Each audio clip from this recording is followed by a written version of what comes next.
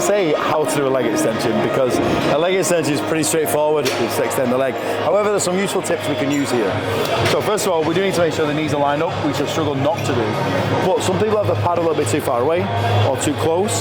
So we need to make sure that the pad also sits on the ankles. And especially if you're on an older machine where the pad's a bit battered, you want it on your ankles because it will smash your shins to pieces if not. So that's a tip we need.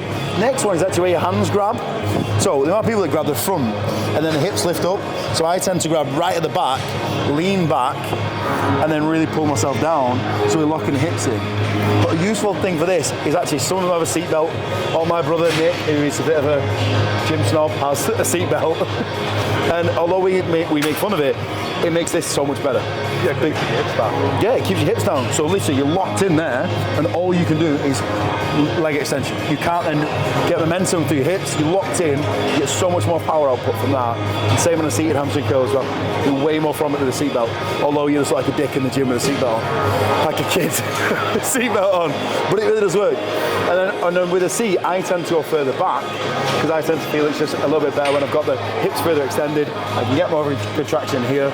Some people will go it forward, you'll feel it slightly differently, you get a slightly different contraction in slightly different areas of your leg. But I would say that's more so personal preference. I like to go back and really kind of swing up and try and hit every bit of my quad in the process. So there's not necessarily a right or wrong way of doing that, not like a better way of doing it? No, some people will argue it's better to sit forward. Nope, I personally prefer to sit further back. And I found that if you do sit back and you grab the back of the handles, you'll probably keep your hips down better and be able to do more in terms of range of motion, traction in your quads and things like that. So I would argue it's better being slightly further back and having the bottom of your back off the pad so you can lock in better. But okay. I don't bother arguing about stuff. That's just what I prefer. So I teach people that. It's pointless having a debate. But on this, like I said, it's just keeping that control. Most people flick, you flick, drop. So it's coming up, squeeze, slow it down. So give me a rep. Squeeze. Nice quads. Really nice quads. Bring that down for me. Thick legs, real thick legs. Look. Perfect. So we're getting that contraction and then coming down. So we're going to continue this warm-up set, 15 reps, and then we're going into work set. Let's go.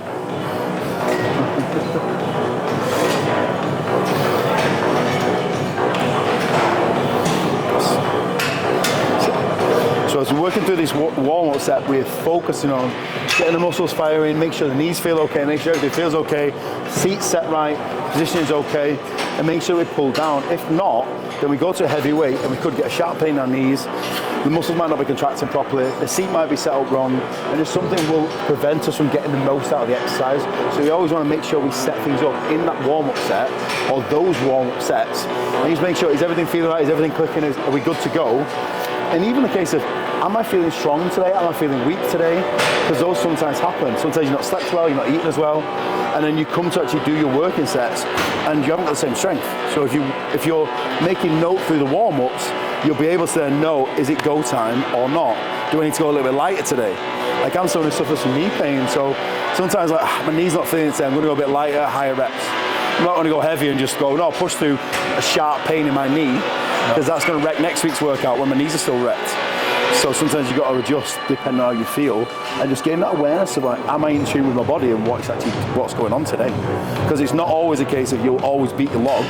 Sometimes you'll match the numbers, sometimes your numbers will drop back because you haven't got the energy. As we've said, sometimes you're not on full form. Would you, if you felt knee pain doing this exercise, would you change the type of exercise that you're doing, or just scale the way back then? Depends. On this, I would often see if I can warm up enough. If I'm doing like a hack squat and I get knee pain, I might go, I've not got it today. It's better to walk away and then try and do something like this and do maybe some extra sets, get a pump and something that is a safe movement that's not going to get pain, and then be able to actually finish the session and then do the next session and not be in pain for weeks.